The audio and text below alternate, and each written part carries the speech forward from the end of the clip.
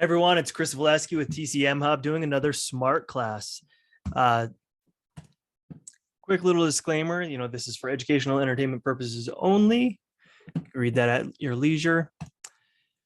This smart class is on herpes zoster or shingles. So this is a condition that I've treated a fair bit throughout my career, and I found some things that work extraordinarily well. And I'm excited to share them. So let's get going. So again, class outline, we're always going to go over the Western medicine side of things first, and then we'll talk about Chinese medicine, diagnosis, treatment, and clinical tips so that you can get started right away on this. So shingles or herpes zoster is a viral infection which causes a blistering rash, most commonly found along the torso. So it's going to be following a dermatome. You'll very often see this along rib side, though it can occur anywhere on the body. So shingles is not a life-threatening condition, though it can be exquisitely painful and can lead to long-term complications known as post-herpetic neuralgia, which can keep this pain present for prolonged periods of time. Actually, the first shingles case was actually that I ever saw was actually a post-herpetic neuralgia case. So the cause of shingles is the varicocele zoster virus. This is the chickenpox virus. So this virus remains in the nervous system and can lie dormant for many years before being reactivated as a shingles outbreak. So through this virus, though the virus lies dormant, not everybody who has had chickenpox will experience shingles. So direct contact with somebody who hasn't had chickenpox can infect other individuals, though this doesn't mean, again, that they will get shingles.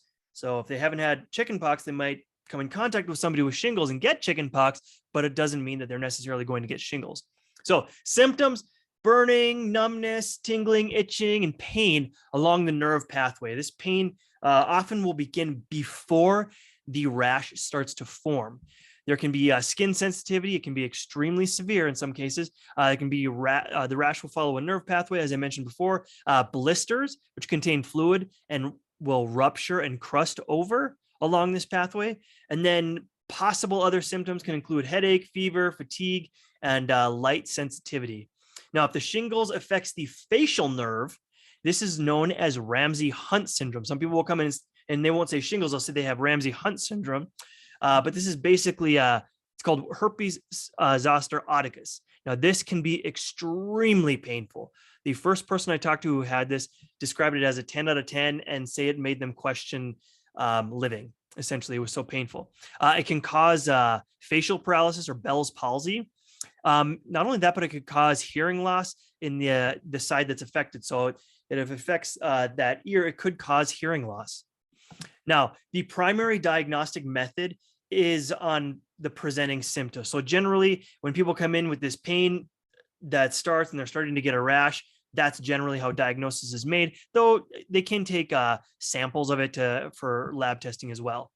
Now, the treatment from a Western medicine standpoint, antivirals is one of the big ones. So acyclovir, famciclovir, valacyclovir, Valtrex, pain relieving medications to deal with the pain, gabapentin, Neurontin. A lot of people are put on, it's an anti-seizure medication, but it's used for nerve related pains often. Amitriptyline, which is an antidepressant, can be used. Sometimes narcotics, corticosteroids, and then local anesthetics might be used. And then, of course, we've got a vaccine for shingles, which is used.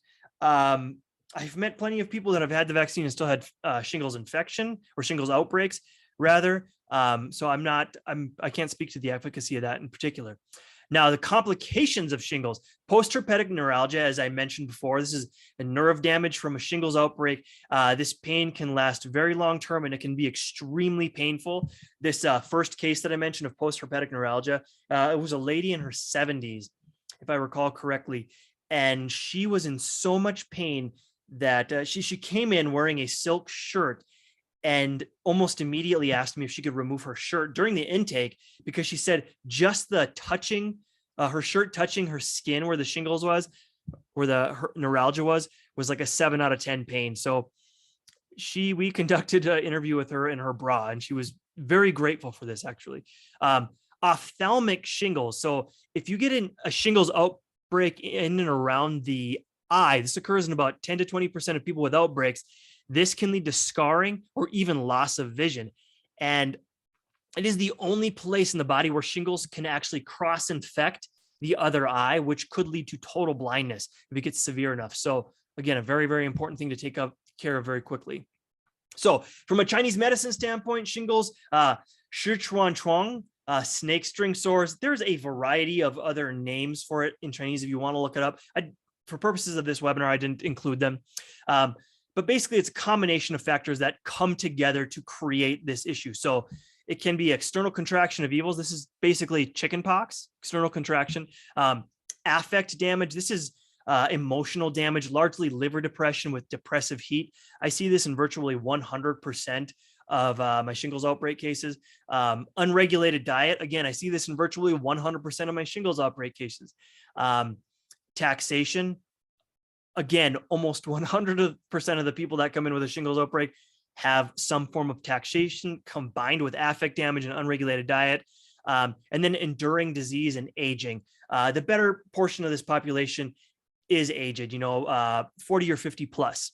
When I say unregulated diet, of course, this is damp heat producing foods, could be fried foods, but I almost always see alcohol as part of the mix. Now, depending on the type of alcohol, they will have different effects, but generally almost all alcohol will cause some degree of dampness, and a lot of them will cause damp heat, especially wine. Now, if you consider the standard American diet or standard American lifestyle, we almost all have some degree of liver depression, which forms depressive heat, and we almost all have spleen vacuity with dampness. So this becomes a recipe for creating a damp heat shingles infection. So the pathomechanisms here is mostly a combination of damp heat from diet along with depressive heat from emotional strain. So you can see why it's so common. And what's interesting, shingles cases are very much on the rise as of quarantine from COVID. Now, whether this is caused by other viral infection or if it's simply caused because people have more depressive heat, more depression, worse diets, it's hard to say, but it is on the rise. Alcohol is frequently a part of this mix, of course, causes dampness and damp heat, which I mentioned before. The patterns that most sources lay out are going to be liver gallbladder damp heat, or liver gallbladder fire rather, damp heat. This is also known as spleen channel damp heat, and chi and blood stagnation. Now, again, let's take a little look at the bell curve. What do most of our patient population present with anyways? What are the 80% coming in with? These are the most common patterns that we see over and over and over again.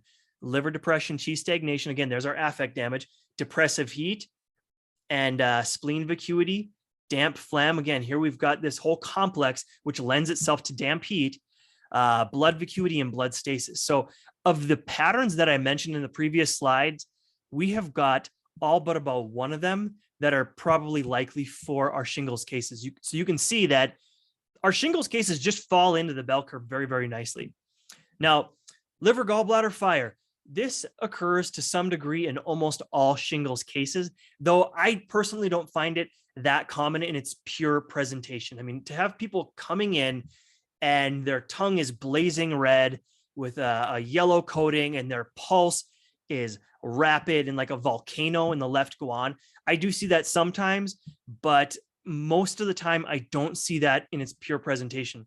Now, damp heat, I do see in a much more pure presentation. And of course, it's quite common considering our modern lifestyle. And then chi and blood stagnation as a pattern. This pattern mostly describes the pain associated with shingles or with post-herpetic neuralgia. So this is the remaining pain from the shingles infection.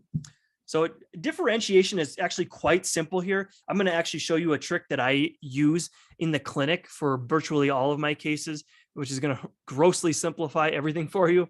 But getting back to liver gallbladder fire, really, we're going to be seeing a red tongue, yellow, often dry coating. The pulse is going to be strong, especially in that left guan. And now when you're feeling a left guan, in the pulse system I use, the guan is not on top of the styloid. It is just proximal to the styloid process on the left side. That guan position loses its characteristic wiry shape. It'll very often turn into like a mound that feels like a volcano, and it is forceful. It presses back. If you press against it, it's going to fight back. That's a sign of liver fire. Either that, or it will retain that wiry component, but you'll feel it generally on all levels. So superficial, mid-level, and deep, and it will be expanding like crazy. So it's going to be moving back and forth like this. We'll have a high amplitude is what we say. Other symptoms along with this: constipation, thirst, dry bowels. The rash itself tends to be very, very red, a lot of red vesicles, showing that heat. Now, damp heat or spleen channel damp heat will look a little bit different. Generally, you're going to have a greasy tongue coating or even a greasy yellow tongue coating. The pulse or the tongue may be fat. The pulse will generally have a deep characteristic to it, because remember, deep or dampness will deepen the pulse. It'll weigh the pulse down. It'll feel more fluidic and it'll be strong. You know, a characteristic feeling for this is when you press to depth, the pulse fights back and it feels kind of amorphous. So it's deep, amorphous, and strong. There will often be abdominal bloating with this, loose and or sticky stools. And then the vesicles tend to be larger, more yellowish or white, and really fluid filled. Again, showing this damp heat. Chi and blood stagnation, as I already mentioned, tends to be more post-herpetic neuralgia presentation. They may still present with some vesicles or scarring that are dark, purplish, or there may not be any skin signs at all other than sensitivity in the affected area. Really, again, the key sign here is pain that lingers post-infection. And this pain, as I mentioned before, can be quite severe. It can be a 7, 8, 9, 10 out of 10. Now, I mean, let me just mention here that when people come into my clinic with this, I generally see a mix of these things. Almost always they've had some alcohol, their diet's been crappy, they've had increased stress, they haven't been sleeping very well. And it's these things kind of compile, and then bang, they get this shingles outbreak. And they'll tell you like, oh, basically they've been building up to this. They've been dealing with stress. They haven't been eating well. They've had some stomach issues. So you can see the liver fire component. You can see the damp heat component forming, and how this whole presentation comes together. So treatment: liver gallbladder fire. Longdan Shigantong is sort of regarded as the representative or go-to formula for a shingles outbreak. Most people, when they talk about shingles, will say, oh, Longdan Shigantong. And I am not disagreeing. It works very, very well when there's a liver fire primary diagnosis. However, I generally use a different formula for several reasons. One, because I've had so much great clinical success that it works extremely rapidly. And Longdan Shigantong is very cold. You take it too long, it can have harmful effects on the gut. Now, if you need it, use it. You can always work on the gut later. But if I can, I try to avoid it. And generally, you're going to be modifying Longdan Shigantong for more toxic heat, for more pain, and I'll get into that in a little bit. And I'll also talk about what I tend to use later here. Damp heat, Armiao or Simiao-san. Again, these formulas are technically correct for treating shingles. You would probably never use these as a standalone formula. You should be modifying them if you are using them for shingles. But again, either of them would be fine, again, but you just want to modify them. I don't generally use either of these formulas myself, and I'll explain in a moment here. Qi and blood stagnation, Shuifu Juyutong, or maybe another appropriate blood moving formula like Gucha Juyutong, could be Shengtong Juyutong. I just modified for which area of the body is affected. And really, this diagnosis is more a post-herpetic neuralgia thing. You'll generally be modifying this for pain itself. So what do I prefer to use? There's a formula called Genren Huoming Yin, or Xianfang Huoming Yin. They're basically the same formula. It works extraordinarily well. It'll clear the heat, it'll eliminate toxins, it'll move qi and blood. And when I say that this works well and works fast, the first time I used it, 2 days later, the patient was completely out of pain. Other times that I've used it, people have called me within the second dose and said, I can't believe how good I'm feeling with this. So again, the aforementioned formulas are not wrong. You wouldn't be wrong in prescribing them. I have a bias because I've seen such great and rapid clinical success with Genren Huoming Yin. I mean, it treats the pain, the toxic heat. It addresses things like biofilm, as you may have seen in one of my previous breaking down the pharmacy videos. Just a fantastic formula, one that I always have in my clinic. So potential modifications, if you need to add additional heat clearing herbs or toxic heat clearing herbs, Da Qingye, Ban Lan Gen, Qingdai, Lianchao, Jinyan Hua, these are all antivirals. And they're some of the most commonly used herbs in China for shingles outbreak. Again, going back to Genren Huoming Yin, Jinyan Hua is a major part of that formula. So I don't even modify the formula most of the time. To improve pain relief, Yan Hu Suo is a really big one. I talk about this one a lot. 20 to 30% of your formula. You can also add Ruxiang and Mo Yao. Again, Zhenren Huo Ming Yin includes Ruxiang and Mo Yao for pain relief. Also includes Baizhi, which is great for pain relief. Tianhua Fen, which is good for pain relief. It's got a lot of good pain relievers in there as well. Blood stasis in the network vessels. Again, this is for long-term pain, pain that may be recalcitrant, meaning that the stasis has gotten into the network vessels. This is generally where we start to turn to things like bugs or insects, basically. So shui zhi, di long. You don't want to use these in very high doses or for prolonged periods of time, especially shui zhi, but excellent herbs nonetheless. Now, for aged patients with enduring pain, there's likely going to be some degree of yin shu present, yin vacuity present.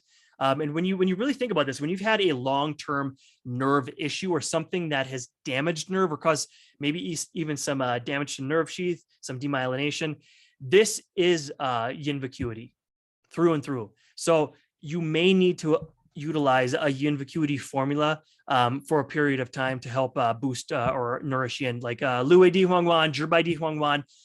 Arxian Tong is a great one if there's yin and yang vacuity, which there very often is. Topicals for pain relief. These can be extremely important, if not necessary, for recovering from post-herpetic neuralgia pain. The internal herbs really do work quite well, and I use them as a primary, but they can work more slowly.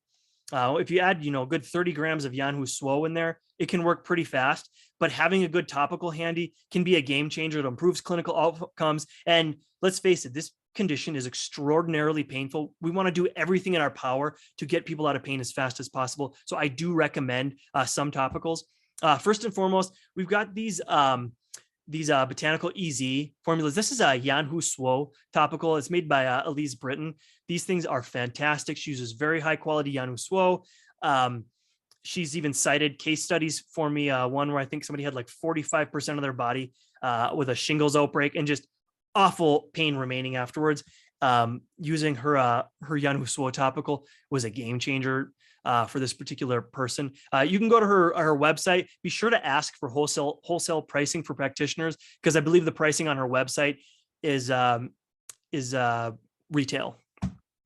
This is another great one that I use quite a bit. This is the Red Emperor's Immortal Flame. It's made by Hugh Turcott. Another very, very potent one for post-herpetic neuralgia. I love this topical. It's great for a big variety of pains. It comes in a liniment, which is generally more fast acting, or a salve, which has a longer term effect, but comes on a little bit more slowly. And it's a blend of essential oils and Chinese herbs. Little disclaimer here, my company, Rocky Mountain Herb Supply, does sell these. So I just want to let everybody know about that. But I really think that either of these topicals would be a great addition to treating people with post-herpetic neuralgia. Lifestyle adjustments, these are kind of necessary because the patterns that form here are generally lifestyle. Yes, you've had an initial infection that remained in the body, but it is the lifestyle that brought this shingles outbreak to a head, so to speak. So avoiding spicy, hot, greasy, fatty foods, nothing deep fried, absolutely nothing. Avoid alcohol, avoid sugar, especially processed sugar, of course. Avoid refined wheat and grain products. These are a big one. Same thing as sugar. Stress really, really needs to be managed, and sleep really should be regulated better as well. Little summary here: the liver, gallbladder fire, Longdan Chigan Tong, damp heat, Armiao-wan or Simiao-wan, Qi and blood stagnation, Shui Fujiu Tong, or another appropriate blood mover. Again, personally, I use Zhenren Huoming Yin primarily, and as my first line of defense, almost always. I even use it in post-herpetic neuralgia very often. Toxic heat medicinals, Da Qingye, Qingdai, Qinghao. Those are actually all from the same plant. Nianchao, Jinyanhua is really, really good.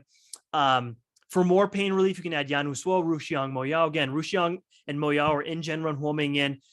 Stasis in the network vessels, you start adding the bugs, Shui Zhi, Dilong. There's others that I don't necessarily need to mention. If there's yin vacuity, Luwei Di Huangwan, Zhibai Di Huangwan. Again, credit to sources here. Bob Flaws, the treatment of modern Western diseases with Chinese medicine. The Mayo Clinic website, I use the Healthline website. American Dragon is another incredible resource.